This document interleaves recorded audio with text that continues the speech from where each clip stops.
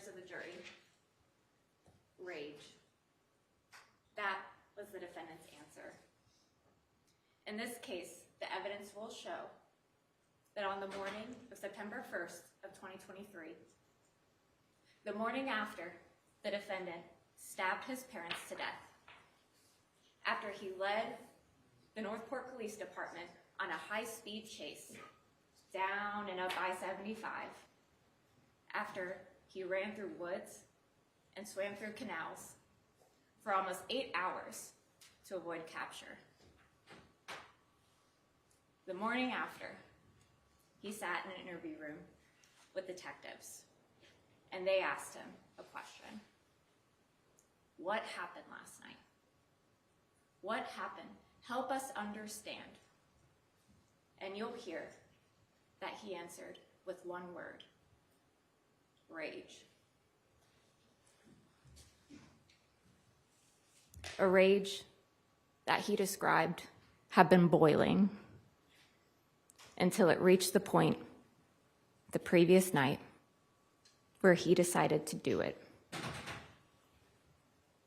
As you've been instructed, Dima Tower, the defendant in this case, has been charged with 3 criminal offenses for his conduct on the night of August 31st of 2023. 2 counts of first-degree premeditated murder for the murder of Robbie and Jennifer Tower, and 1 count of fleeing to elude law enforcement.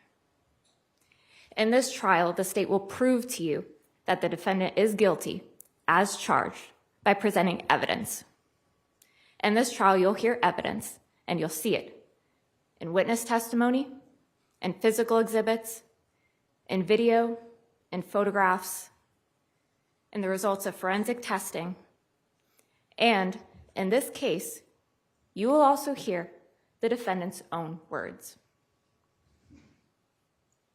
For the witness testimony, you'll hear from civilians.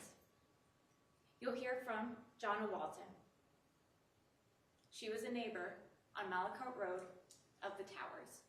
She knew them personally. They were friends. You'll hear how, on the night of August 31st, she was asleep in her bed. You'll hear how close to midnight she was woken up by sounds at the door, ringing, banging.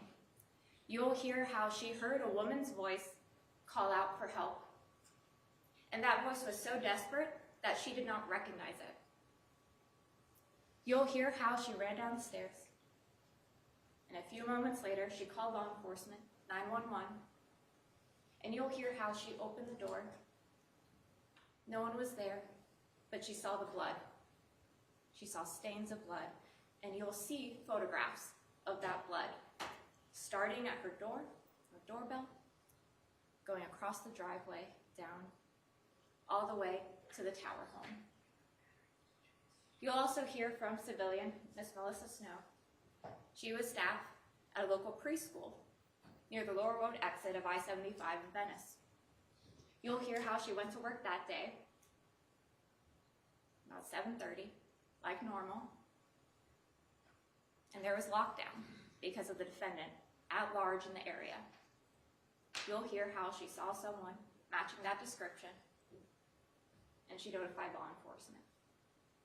And he was heading in the direction that about 30 minutes later, he was finally apprehended. You'll hear from Kay Rosas.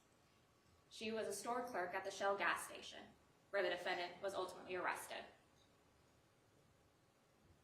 You'll see the video of him going through that store, and you'll see him walking like it was any other day, like nothing had happened.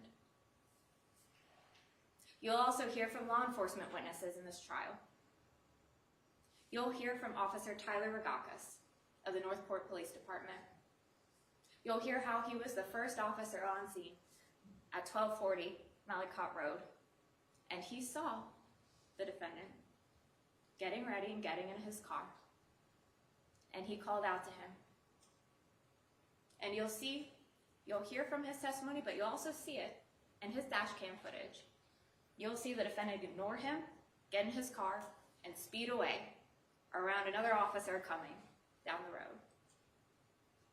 You'll see for about 30 minutes the defendant's driving. First, as he's speeding through the residential streets of Northport, running stop signs. At one point he goes, you'll see, down the opposite side of the road to try to get away from officers. You'll see when he merges on I-75, you'll see him drive around cars and speed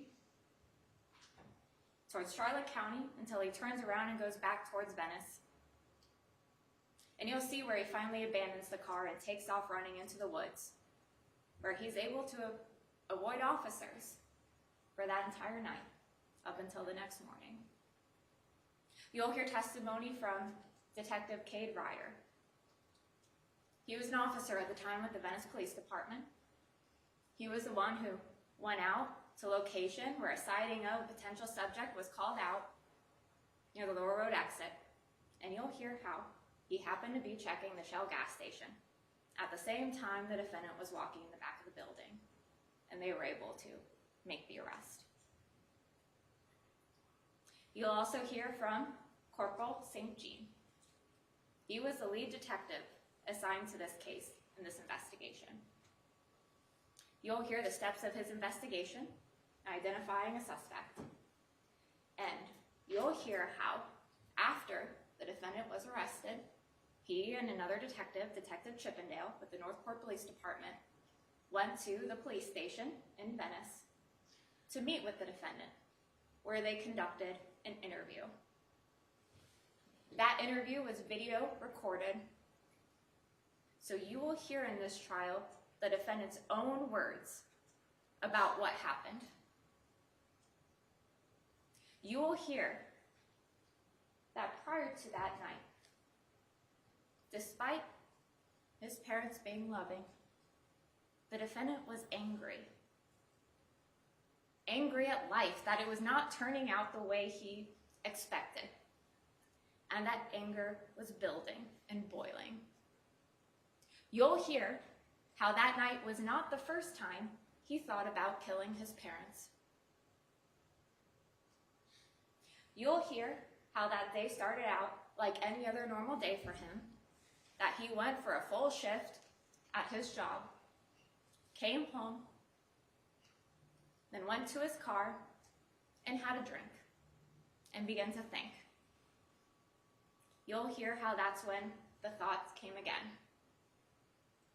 that he wasn't happy in killing his parents. You'll hear how he went back into the house, into his bedroom, and he continued to have that thought. And that's when he decided to do it.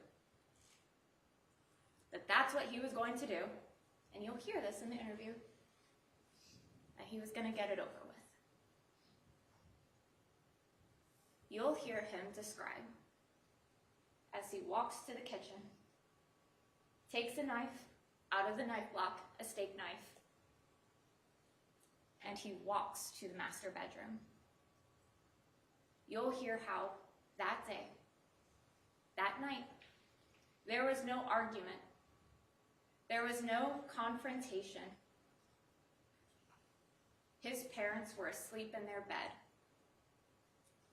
He walked into the bedroom, he went to his father's side of the bed, and he started to stab into the darkness. You'll hear him describe how he stabbed too many times that he couldn't even count. You'll hear the defendant say that the knife slipped away as he was stabbing. And you'll hear how losing the knife was not enough to stop him, that he walked back to the kitchen, grabbed a second knife out of the block, and walked back to the bedroom. And these are his own words, to finish what he started. You'll hear how, as he's stabbing his father tried to fight him off. But there was blood everywhere, and the defendant was too strong. You'll hear how his father, Robbie Tower, went to the living room to try to get away, and the defendant followed him and continued to stab until Robbie Tower died collapsed on the carpet of the living room floor. You'll hear how the defendant's mother woke up while this was happening and tried to defend her husband, but she wasn't strong enough. You'll hear how after she was stabbed, she fled to the neighbor's house for help. And you'll hear how the defendant followed her and took her back inside. You'll hear how the defendant did not immediately finish killing her. You'll hear how he had things to say first. You'll hear how she sat on the couch while he stood over her, telling her those things. You'll hear how while she was on the couch, she cried and pled for her life. But the defendant didn't care. And when he was done, that's when he decided to finish killing her. You'll hear how he stabbed her again, over and over again, in her face and her neck. You'll hear how she didn't die on the couch. She was able to crawl away on the carpet looking for her husband. And you'll hear that's where she died, lying next to him. You'll hear how, when he was done, the defendant knew someone would have called the police and he had to move fast. So you'll hear how he made a series of calculated decisions after they were dead. You'll hear how he took the knife that he had and he cleaned it and he put it in the knife block. He cleaned himself off, he grabbed some belongings, and he went to his car to leave. You'll hear how he saw law enforcement get there. He heard the officer call out. And he didn't give a shit. Those are his words. You'll hear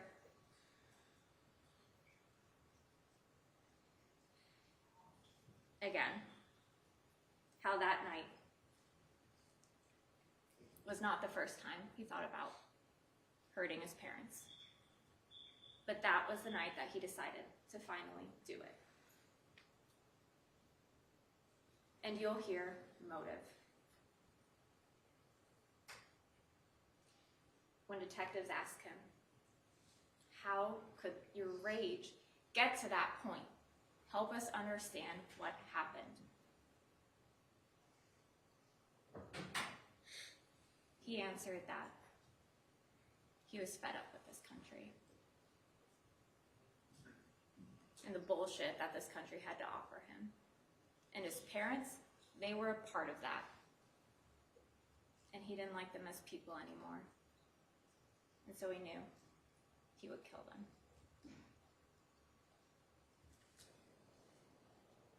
In this trial, you'll also hear from law enforcement witnesses that specialize in forensics and evidence collection. You'll hear from crime scene technician Elizabeth Walker. You'll see the photographs that she took and see the videos that she documented of 1240 Malacott Road and the surrounding houses that night. You'll see the signs of a violent struggle. You'll see the bedroom where the killing started and the bloody sheets, still wet when they were photographed. You'll see blood stains going up to the ceiling, surrounding everything around the bed. You'll see the living room. You'll see the stains on the couch where Robbie and Jennifer Tower were. And you'll see their final resting place on the living room carpet. And you see the blood stains going from the front door to the neighbor's house of Jennifer Tower, trying to get help. You'll also see the knives that were collected that the defendant used to kill his parents. You'll also hear from crime scene technician Courtney Stender. She assisted with processing and documenting the vehicle that the defendant fled in and abandoned that night and you'll see pictures of that vehicle. Next, you'll hear from Charlene Webster with the Florida Department of Law Enforcement. You'll hear how she received the knives and blood samples from the Northport Police Department in evidence, and she performed testing on those samples. You'll hear about her procedures for doing that, and you'll hear how, at the conclusion of her testing, that Robbie and Jennifer Tower's blood, as well as the defendant's, were identified on the knives that he admitted to using. Lastly, you'll hear from Dr. Russell Vega. He's the chief medical examiner for the 12th Circuit. He examined the victims in the home where they died. He also performed formal autopsies in the medical examiner's office. Through his testimony and the pictures that you'll have to see, you will see the extent and the quantity of the stab wounds to Robbie and Jennifer Tower. The evidence will show that Robbie Tower had 68 penetrating wounds. Wounds to his scalp, his neck, shoulders, chest, his back, arms, and one of his legs. You'll hear that Robbie Tower had perforations of a carotid artery, larynx, and his left lung. You'll also see and hear that Jennifer Tower had 79 penetrating stab wounds, clustered over her scalp, her head, her back, her right shoulder, her chest and arms, and 38 stab wounds to her neck. You'll hear that she had perforations of her carotid artery, her internal jugular vein, and even her spinal cord. At the end of this trial, in the close of all the evidence, after the judge instructs you in the law, the state will ask you to render a verdict that aligns with three things: the evidence that you will be presented, the law, and your common sense. We will ask that you render a verdict that holds the defendant accountable and that you find the defendant guilty as charged. Thank you.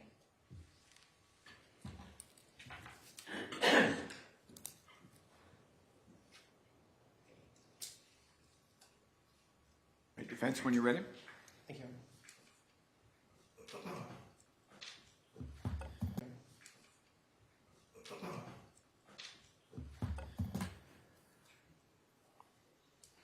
It has a lot to do with everything that I've been through, everything that I've seen. On the date that the state is talking about, Dima Tower was a few days short of his 22nd birthday.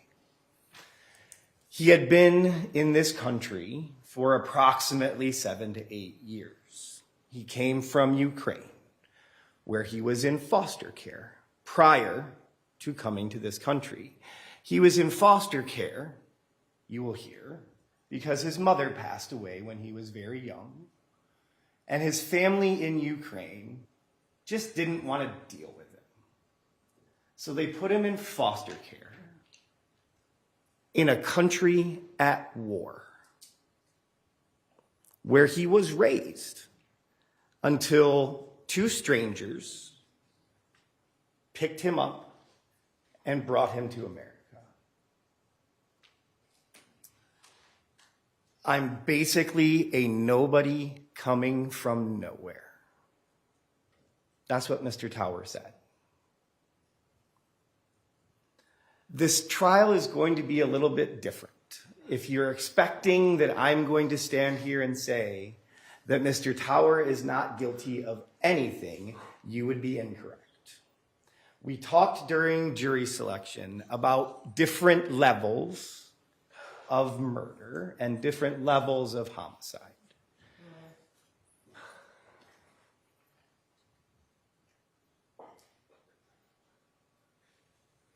let's continue for a moment. Let's see if we can continue. Sure. Go ahead, Mr. Gilman. So the decision that you collectively, as a group and individually, will have to come to is whether or not Mr. Tower has the ability to fully form the... It's difficult for, I think, us Sure. here. Let's take a short break. Members of the jury, can you please leave your notepads turned down here in the courtroom, writing implements on top.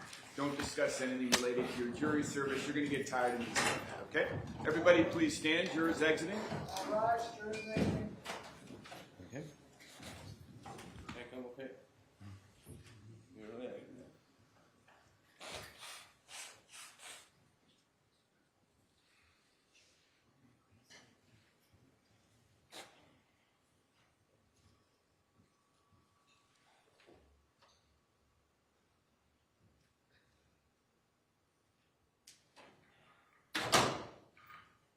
All right, we just, everybody may be seated. We just had, I just excused the jury. It got to the point where the defendant, in crying and using Kleenex, was disrupting the jury trial. Mr. Tower, I won't allow that to continue, so take a moment, compose yourself, and we'll get started in about 5 or so minutes, okay? We'll take a short break. All right.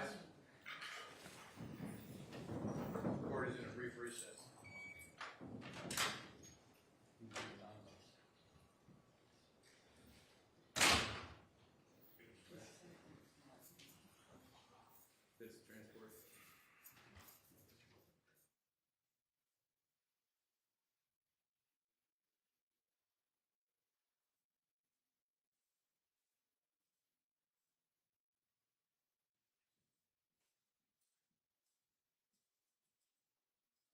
All right, we have everybody back in the courtroom, including the defendant, Mr. Tower.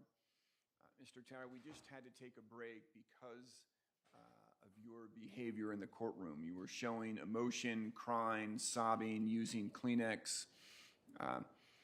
You were here when I spoke to the audience this morning, right, Mr. Tower?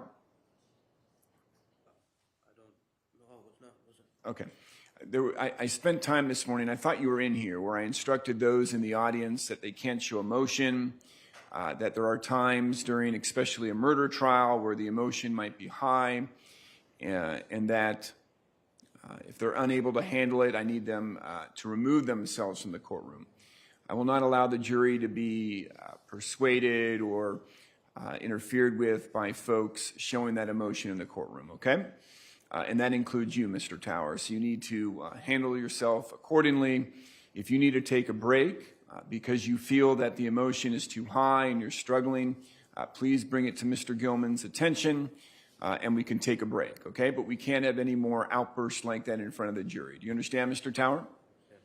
Anything else, Mr. Gilman, you wanted to add? No, Your Honor. State? No, thank you. Okay. Are both sides ready to bring the jurors back in? Yes, sir. Yes, Your Honor. You have your thoughts together where you were in your statement, Mr. Gilman? Yes, Your Honor. Okay, let's bring the jurors back in.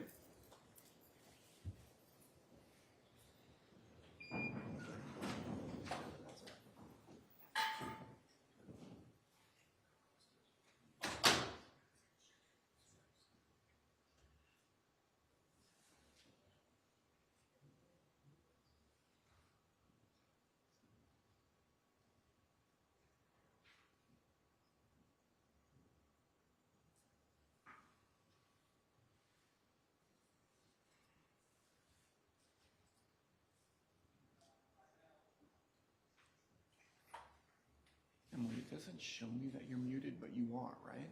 I'm not connected to the audio, that's why. And maybe that's the same for whoever JW is. It's not showing muted, but it must be.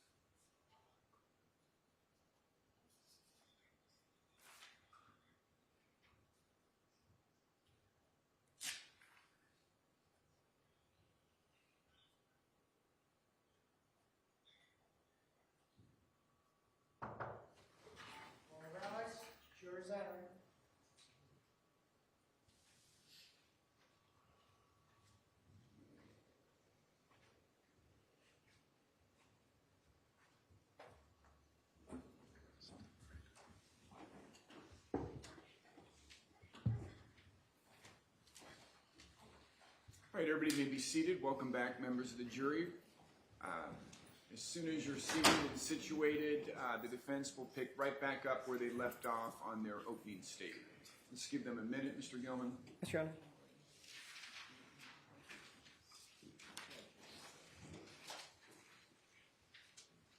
All right, they're ready to go. You may continue.